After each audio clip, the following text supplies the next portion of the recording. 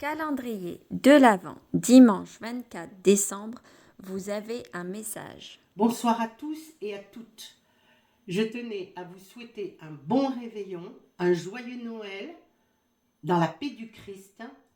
Même si vous vous sentez seul, vous êtes entouré de vos invisibles et vous ne l'êtes pas. Ce soir, je veux délivrer un message d'une dame qui s'appelait Maria Annonciation, ou un prénom, Maria et je ne sais plus quoi. Je me trouve au Portugal, dans la région de Porto, et je suis avec une femme qui avait des sœurs, une famille très nombreuse, entre 11 à 14 enfants. Et dans cette famille, il y avait des prénoms comme José Maria, le frère José Maria, Manuel Maria, Maria encore d'autres Maria. Donc il y a Maria ceci, Maria cela, il y a énormément de Maria. C'était une famille qui était très croyante. Cette dame est morte d'une tumeur dans la tête. Elle avait un problème à la tête, elle est morte d'une tumeur dans la tête. Elle est décédée, je pense, chez elle, malgré qu'elle faisait des allers-retours dans les hôpitaux.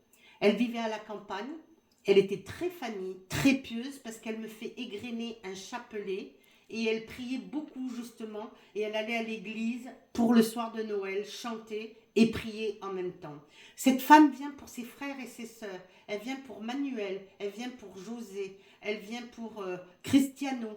Elle vient aussi pour une autre Maria, pour leur dire qu'elle est heureuse et que ce soir, elle sera parmi eux au repas familial, puisque c'est une famille, depuis que les parents ne sont plus là, c'est une famille qui est très éclatée, tout ça, et donc elle voudrait que la famille se réconcilie. Voilà le message qu'elle me donne. T'as eu Lucas aussi qui est venu? J'ai eu un jeune homme, Lucas, qui est mort à l'âge de 25 ans sur un brancard à l'hôpital. Ça, je pense que je suis ici dans la région du Var, dans le 83, et je pense il est décédé il n'y a pas longtemps. Il est en transit. Il n'est pas passé sur le premier plan. Il est en transit et il vient beaucoup pour sa maman qui pleure énormément et qui est vraiment dans la peine et dans le chagrin. Et il lui dit que tout va bien, qu'il est en train de monter dans la lumière. J'avais aussi un prénom comme Jérôme, aussi un jeune homme qui vient pour son papa, qui est désemparé, parce qu'il n'y a pas que les mamans, ben oui, il y a les papas aussi qui sont désemparés. Et il avait pareil, à peu près pas 30 ans, entre 25 et 26 ans, Jérôme, qui est décédé, qui avait des problèmes aussi de cœur et de thorax, qui était usé déjà à l'âge de 25 ans. Il vient pour embrasser son papa, lui dire un joyeux Noël et qu'il sera présent ce soir parmi lui, surtout à la fin du repas. Voilà ce qu'il me dit de dire, le Jérôme.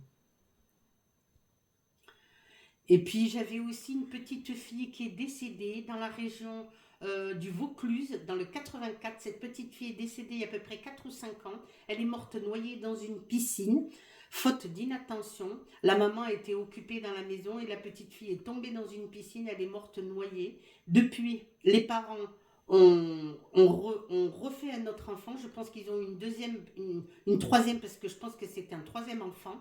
Un troisième enfant, une petite fille encore, et elle souhaite un heureux mariage à ses parents parce que je vois une union légitime dans le Vaucluse. Et elle me parle de Lolo, de son papa, Lolo qui est Laurent, je pense, et de sa maman. Elle leur fait plein de petits bisous, comme ceci. Voilà ce qu'elle me dit de vous dire.